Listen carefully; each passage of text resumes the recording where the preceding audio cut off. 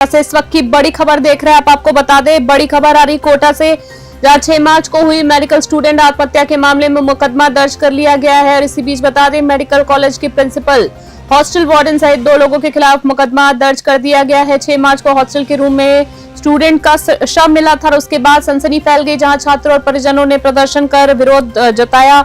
उसके बाद महावीर नगर थाना पुलिस फिलहाल इस पूरे मामले की कह सकते हैं जांच पड़ताल में जुटी हुई है। और कोटा से इस वक्त की बड़ी खबर, हमारे साथ हमारे संवाददाता जुड़ गए हैं, कामेंदु जोशी हमारे साथ कोटा से हमारे साथ जुड़ गए हैं। कामेंदु जी, जानना चाहूंगी मैं आपसे, जब ये पूरी वारदात हुई, शव मिला था, तो परिजनों ने तभी लापरवाही का आरोप लगाया था या अब जाकर एफआईआर क्यों दर्ज हुई है? इससे पहले मामले को दबाने की कोशिश, मेरे कहने का मतलब है, क्यों की जा रही थी? अभी तक कार्रवाई क्यों नहीं हुई थी? पहली बात जो बच्चा जो एक्सपायर हुआ था 5 मार्च को, जिसका नाम है सुनील बेरवा, तो ये जयपुर जिले बस्ती का रहने वाला था। और इसके पिताजी को जब वहां से बुलाया गया कि आपके बेटे ने आत्महत्या कर ली है, तो उस समय जो पोजीशन थी, एक बेटा जिसका मर जाए तो आप सोचिए कि बाप बिल्कुल बदमाश होगा। तो उसको जो सामने जो उसने देखा, उसी के अनुसार उसको ऐसा आत्महत्या का ही मामला और आत्महत्या मानकर उन्होंने पोस्टमार्टम करवा लिया, जो प्रथम दृष्टि में सामने आया। लेकिन उसके बाद जो हम बात करते हैं, जब उसके माता पिता ने फोटोग्राफ जो ऑन द स्पॉट से देखे थे, जहां पर उसकी डेड बॉडी पड़ी हुई थी 5 मार्च को, जहां फोटो खींचे गए थे, वीडियो बनाए गए थे, तो उन वीडियो को जब उन्होंने आराम से देखा तो इस पर उनको दिखा कि उनके बच्चे के चेहरे पर चोट के निशान थे, कपड़ों पर रक्त लाल खून बिल्कुल साफ नजर आ रहा था जी। ये चीजें देखते हुए जब उनको लगा कि इसमें तो कहीं ना कहीं हत्या की गई है, ये आत्महत्या नहीं हो सकती, क्योंकि जिस समय उनको लाश दिखाई गई थी, वो लाश भी 24 घंटे पुरानी नजर आ रही थी। ठीक है कामेंदु, बीच में जानना चाहूंगी आपसे, प्रिंसिपल और हॉस्टल वार्डन पर मामला दर्ज होने के बाद भी क्या कॉलेज प्रशासन और हॉस्टल व्यवस्था पर अब तक कोई ठोस कार्रवाई नहीं हुई है? या मैं आपसे सीधी तौर पे पूछूं तो सिर्फ खाना पूर्ति हो रही है? हाँ, अभी अगर फिलहाल देखा जाए तो केवल खाना पूर्ति ही हो रही है। इस मामले में जो है, मैं बताऊं आपको कि थाना अधिकारी कहते हुए कुछ कतरा रहे हैं, वो अभी कह रहे हैं कि हम केवल जांच कर रहे हैं, जबकि इस पूरे मामले में मानव अधिकार आयोग जो है वो जुड़ चुका है।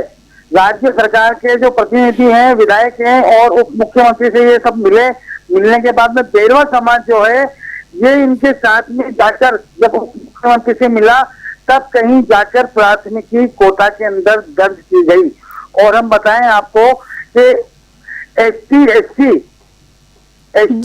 मानव अधिकार आयोग जो है, उसमें शिकायत करने के बाद में फिलहाल जो एफआईआर पुलिस में दर्ज की है, उस पूरे मामले में हॉस्टल में मिली बॉडी को अनुसंधान जो है सीआई रविंद्र कावड़िया के अनुसार कॉलेज के अंदर अगर देखें तो वो अभी तक 2 या 3 बार भी मुश्किल से नहीं गए हैं।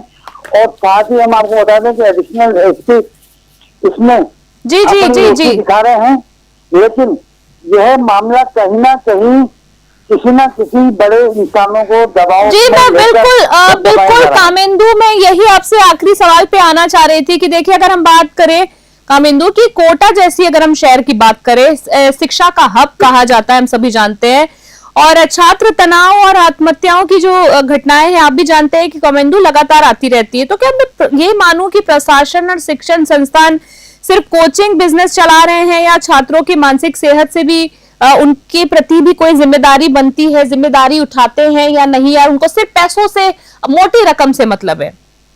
देखिए, मानसिक तो छात्रों का जो शोषण हो रहा है, उसकी केवल खाना पूर्ति ही लोग बात कर रहे हैं। यहाँ तक कि अगर पुलिस प्रशासन को भी देखा जाए तो केवल प्रशासन किसी तरह के ऐप बना लेती है, किसी तरह के संसाधन, किसी तरह के कोई कॉन्टेक्ट नंबर, लेकिन मनोचिकित्सक जो कि वहां पर छात्र छात्राओं के लिए होने चाहिए, कॉलेजों में होने चाहिए, हॉस्टल्स में होने चाहिए, अगर उनको किसी तरह की कोई राय लेनी है तो पुलिस से नहीं लेगा, वो केवल मनोचिकित्सक ले सकता है। पुलिस जो है केवल और केवल अपराधियों की धरपकड़ करने के लिए ही निश्चित रूप से सही है। यदि किसी मानसिक स्थिति को जानना है, पहचानना है, तो उसके लिए मनोचिकित्सक की आवश्यकता पड़ती है, जो कि किसी संस्थान ने नहीं रखा हुआ। ठीक है, सबसे बड़ी और अहम बात है। बोलिए बोलिए बोलिए, जारी रखिए, आखिरी 10 सेकंड में बोले, कामेंदु क्या कह रहे थे? जी, सबसे अहम बात यह है कि हर हॉस्टल के अंदर जहाँ पर बच्चा रहता हो वहां पर ज्यादा नहीं तो एक मनोचिकित्सक 7 दिन में एक बार अवश्य रूप से आना चाहिए। जिस जगह उनको खाना खिलाया जाता हो वहां भी उनसे मिलने एक चिकित्सक अवश्य जाना चाहिए, जो कि उनकी मनोस्थिति को समझे कि उनकी मनोस्थिति क्या कह रही है। कहने का मतलब है कामेंदु, ओवरऑल मॉनिटरिंग जो है वो समय समय पर होती रहनी चाहिए, जो अभी तक हमें देखने को लिए नहीं मिली है। और कहीं ना कहीं कामेंदु, ये मॉनिटरिंग का ही नतीजा है कि कोटा जैसे शिक्षा हब कहे जाने वाले शहर में आए दिन सुसाइडल जो खबरें हैं, बच्चे मानसिक तनाव में आके, और प्रशासन इतने बड़े हब में भी इनएक्टिव नजर आ रहा है, गैर जिम्मेदारी दिख रही है। फिलहाल कामेंदु, आपका बहुत बहुत धन्यवाद देना चाहूंगी इस तमाम जानकारी के लिए। हमारे साथ हमारे संवाददाता कामेंदु जोशी, संवाददाता कोटा से थे। आपको एक बार फिर से बता दें, कोटा से बड़ी खबर, जहां 6 मार्च को ही मेडिकल स्टूडेंट आत्महत्या के मामले में तूल पकड़ लिया है और मुकदमा दर्ज हो चुका है। साथ ही बता दें, मेडिकल कॉलेज की प्रिंसिपल, हॉस्टल वार्डन सहित 2 लोगों के खिलाफ मुकदमा दर्ज किया गया है। 6 मार्च को हॉस्टल के रूम में स्टूडेंट का शव मिला था। साथ ही छात्रों और परिजनों ने प्रदर्शन कर काफी आक्रोश जताया है। महावीर नगर थाना पुलिस फरार पूरे मामले की जांच में जुटी हुई है।